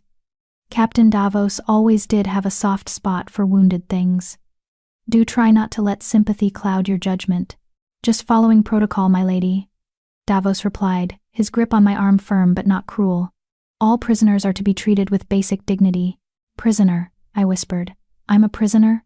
You're a person of interest in a matter of royal stability, Morgana corrected. Slightly different category, though the distinction may be academic depending on what the council decides. They marched me forward, Davos guiding me through what felt like a massive courtyard, then up stone steps, through doors that groaned on ancient hinges. The air changed cooler, staler, carrying the weight of old stone and older power. The council hall, I realized. They were taking me to the actual council hall. The king? I heard someone ask ahead. Has he been informed? Not yet, Morgana replied. We'll present the Omega first. Let the council see what we've found. Then we'll summon King Lyndia and watch his reaction. My lady, this feels like proper governance, Morgana interrupted. The king has been unstable. We have evidence of why. Now we assess and make informed decisions. Unless you'd prefer we simply take his word that everything is fine? Silence. Apparently, no one preferred that. We entered a space that echoed differently massive, I thought, with high ceilings and hard surfaces. I could hear breathing, multiple people already present. The council members, presumably. Members of the council, Morgana announced, her voice ringing with authority. I present to you the source of King Lyndia's 3-year absence, an Omega he's been hiding in the royal sanctuary. Murmurs rippled through the space. Shock, disapproval, curiosity. Her name is Morgan Grey, Morgana continued. Cast out by her own pack for being blind and barren. Found by the king during his retreat. Kept in the sanctuary ever since. And gentlemen, he walked out of our final session because she wasn't there. He's become dependent, compromised. That's not true, I shouted, finding my voice. He left because you wouldn't listen. Silence the Omega, someone commanded. A hand clamped over my mouth, cutting off my words. I struggled, but the dominance hold on my neck tightened, and my Omega instincts forced me still. Let her speak, a new voice said, older, carrying the weight of authority that even Morgana had to respect. If we're going to judge the king based on her presence, we should at least hear what she has to say. The hand left my mouth. I gasped, trying to organize my thoughts. Thank you, Elder Rothgar, Morgana said, though her tone suggested she wasn't thankful at all. Very well. Omega, explain yourself. What is your relationship with King Lyndia? Every eye in the room was on me. I could feel the weight of their attention, their judgment, their predetermined conclusions. They'd already decided I was a liability. Already decided Lyndia was compromised. I could lie, play the helpless Omega, claim I'd manipulated nothing, beg for mercy, or I could tell them the truth. The same truth I'd forced Lyndia to face. My relationship with King Lyndia, I said slowly, choosing each word carefully, is that I see him, not the king, not the performance. I see Lyndia, the man who's been alone so long he howled at blizzards just to break the silence. The man who's been carrying the weight of this kingdom while simultaneously believing he's not worthy of it. The man who fractured under pressure you all helped create. Shocked silence. You dare, Morgana started. I dare, I interrupted. Because someone needs to. You're all so busy judging whether he's fit to rule that you haven't asked why he fractured in the first place. You haven't asked what it costs to make every decision alone, to have no one to be vulnerable with, to perform perfection while drowning inside. The king has advisors, someone protested. The king has politicians, I corrected. People who want things from him. People who see him as a means to power, to resources, to advancement. When was the last time any of you asked how he was? Not how the kingdom was. Not what policies he planned, how he, the person, was doing. More silence. Uncomfortable this time. The Omega makes interesting points, Elder Rothgar said thoughtfully. Though it doesn't address the core question. Is King Lyndia's attachment to her affecting his judgment? His attachment to me, I said carefully, is teaching him that being fractured doesn't mean being broken. That having weaknesses doesn't disqualify you from strength. That real leadership isn't about perfection, it's about authenticity. Pretty philosophy, Morgana said coldly. But it doesn't change facts. The king is unstable. He shifted in public. He walked out of a council session. And now we discover he's been hiding a blind Baron Omega in the royal sanctuary for weeks. These are not the actions of a stable ruler. No, I agreed. They're the actions of someone finally trying to heal. By abandoning his duties. By learning, he doesn't have to be alone. The words burst out of me, passionate and desperate. You want a king who makes good decisions? Give him space to be human. You want a king who doesn't fracture? Stop forcing him to pretend fractures don't exist. Enough, Morgana commanded. This Omega has clearly been compromised by whatever attachment she's formed. Her testimony is worthless. I move that we remove her from the capital immediately, prohibit any further contact with King Lyndia, and begin formal proceedings to assess his fitness too. The doors to the council hall exploded inward. Not opened. Exploded. Wood splintering, hinges screaming, the crack of impact echoing through the massive space. And through the destruction walked Lyndia. Except it wasn't just Lyndia. He was shifting, as he moved not fully but partially. His eyes glowed wolf gold, his hands bore claws, his teeth were too sharp for human. He looked like something between man and beast, held in that liminal space by sheer force of will. And behind him, like a living shadow, prowled Shadow, the massive fractured form I'd touched in the library. The monster Lyndia had spent 3 years hiding. Now fully manifested. Visible to everyone. Undeniable. The council erupted into chaos. Guards! Morgana shrieked. Contain them. But Lyndia's voice cut through the noise like a blade. Touch her, and I will show you what a truly fractured alpha can do. The threat wasn't empty. Power rolled off him in waves, not just alpha dominance, but something more. Something primal. Shadow growled, and the sound made the stone walls vibrate. King Lyndia, Elder Rothgar said, struggling to maintain composure. This display is overdue, Lyndia interrupted. You want to know why I left? Why I spent 3 years in isolation? Look at him. He gestured to Shadow. This is my fracture. My rage. My pain. Every decision that cost lives. Every moment of grief I suppressed. Every fear I couldn't acknowledge. He is all of it, given form. The council stared, horrified fascination on every face. 3 years ago, in this form I killed someone, Lyndia continued, his voice steady despite the partial shift. One of my own guards. I didn't mean to. I didn't remember doing it. But it happened. And I realized I was dangerous. Not just to myself, but to everyone around me. Then you should have abdicated. Someone started. I should have asked for help. Lyndia roared, and Shadow roared with him, the dual voices shaking the hall. I should have stood before this council and said, I'm fractured, and I need support. But I didn't. Because I knew what you'd say. That fractured alphas can't lead. That weakness is failure. That perfection is the only acceptable standard. He moved through the council, wolves scattering before him, until he reached me. His clawed hands carefully cut the bonds on my wrists, gentle despite their lethal appearance. So I hid, he continued, his voice softer now. I isolated. I convinced myself that being alone was safer than being vulnerable, and I would have died in that isolation not physically, but in every way that matters if she hadn't followed a Howl into a blizzard. His hand found mine, linking our fingers. Morgan Gray, Lyndia said, addressing the council but looking at me or where he thought I was, his eyes still glowing gold. Blind Omega, cast out by her pack, worthless by every metric you people use to measure value. She walked into a storm following loneliness, offered her throat to what she thought was a predator, and somehow saw past every mask I wore to the truth underneath. Shadow moved closer, pressing against both of us, protecting us.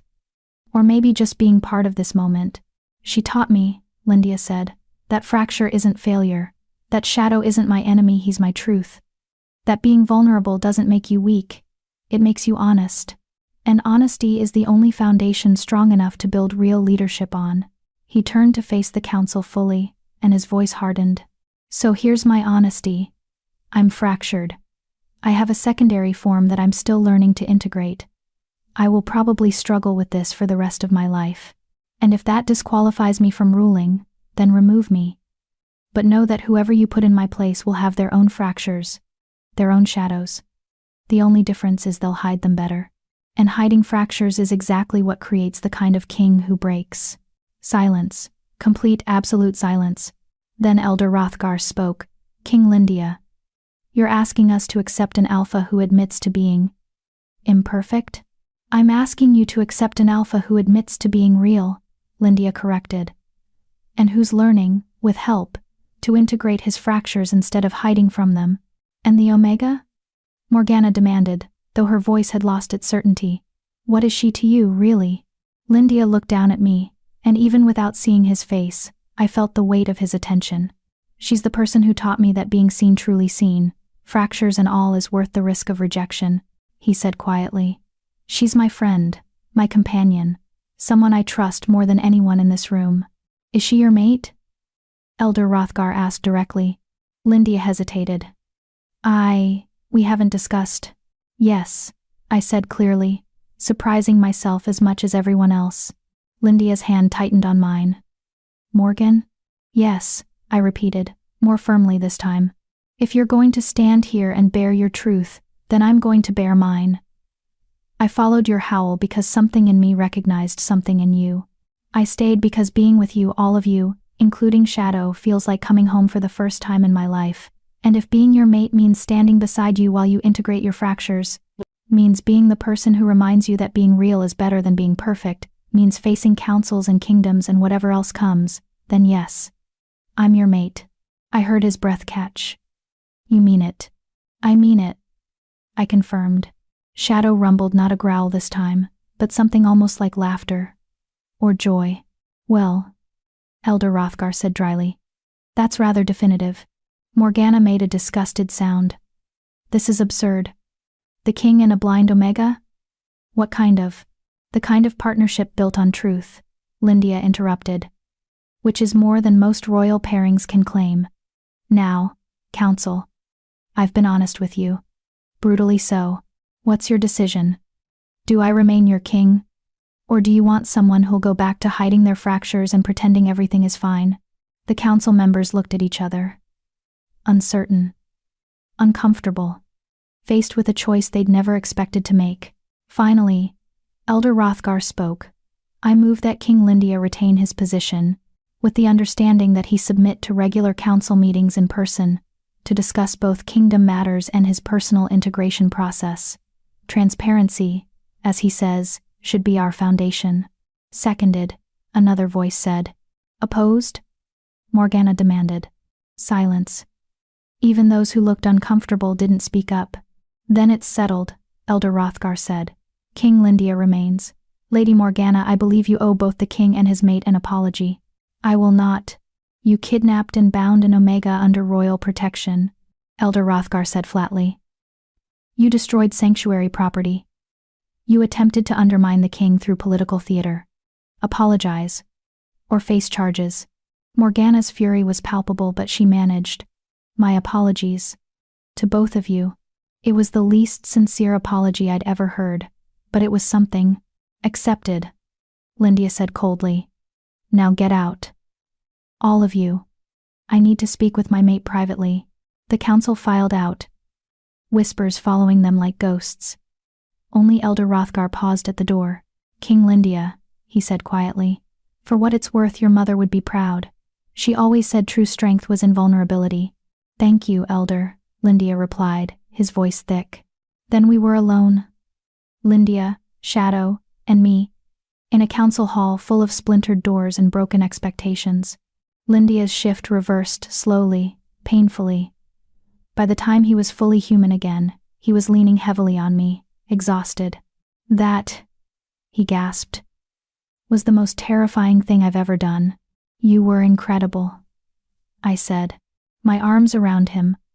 Holding him up, I destroyed the council hall doors. They were ugly anyway. He laughed, shaky and relieved and somehow still surprised. You said yes. When Elder Rothgar asked if you were my mate, you said yes. I did, I confirmed. Was that all right? I know we haven't discussed it properly and I didn't mean to presume. All right? Lyndia pulled back enough to cup my face in his hands. Morgan, it was your... He stopped, took a breath. I was going to ask you properly, with flowers and poetry and all the traditional courtship rituals. But standing here, after everything, all I want to know is, did you mean it? Really mean it? I meant it, I said softly. Every word. You're my mate, Lyndia, you and Shadow both. If you'll have me, if I'll... He made a sound between a laugh and a sob. Morgan Gray, I'd be honored, terrified, and completely unworthy, but honored. You're not unworthy, I said firmly, and we'll figure out the terrified part together. Shadow rumbled his agreement, pressing against both of us. So, Lyndia said, still holding my face like he couldn't quite believe I was real. What happens now? Now, I said, we go home. Back to the sanctuary, back to the library, and the quiet, and the space to just be. And we start building a life that's real, instead of perfect. That sounds... His voice broke. That sounds like everything I didn't know I needed. Good, I whispered. Because you're stuck with me now. Fractured alpha, monstrous shadow, and all. He kissed me, then our first kiss. There in the ruined council hall, with Shadow rumbling contentedly beside us and the future uncertain but finally real. And when we pulled apart, I could have sworn I heard the castle's magic singing approval all the way from the sanctuary, calling us home, where we belonged. Epilogue. 3 months later. The library had become our sanctuary within the sanctuary. I was reading some philosophical treatise on the nature of truth that would have bored me to tears a year ago but now felt relevant in ways I couldn't have imagined. Lyndia was working on correspondence at the desk, muttering occasionally about trade agreements and border disputes. And Shadow was sprawled across both of us, massive and content, his presence no longer a source of fear but of comfort. Integration, the healers called it. The process of accepting Shadow not as an enemy but as part of Lyndia's whole self. It wasn't easy. There were still days when Shadow emerged angry or frightened, when Lyndia struggled with controlling the shift. But those days were fewer now. Manageable. And I was learning too. Learning that being someone's mate didn't mean fixing them. It meant standing beside them while they fixed themselves. It meant being the voice that reminded them they were worth the effort when the work got hard. Morgan? Lyndia said suddenly. There's a letter here. From your sister. My hand stilled on the braille page. Sarah? She's asking to visit, Lyndia said carefully. Says she heard you'd mated the Alpha King. Wants to. Reconnect. I thought about that, about the sister who'd never quite known what to do with me, who'd probably felt relief when I left, about the pack that had cast me out. What do you think? Lyndia asked. I think, I said slowly, that I'm not the same person who left Grey Pack, and maybe Sarah isn't the same person who watched me go. So, yes, let her visit. Let's see what happens when she meets who I've become, who you've always been. Lyndia corrected gently. You just found people who could see it. Shadow rumbled agreement. We found each other, I said. Broken pieces that somehow fit. Not broken, Lyndia said, moving from the desk to join Shadow and me. Fractured. There's a difference. Is there? Broken means unfixable, he explained, gathering both Shadow and me close. Fractured means cracked but whole, I finished. Damaged but functional, still capable of holding light. Exactly, Lyndia whispered against my hair. Still capable of holding light. Outside, snow began to fall, the first of the season. And somewhere in the distance, a wolf howled, not lonely anymore, just calling. And this time, I knew someone would always howl back.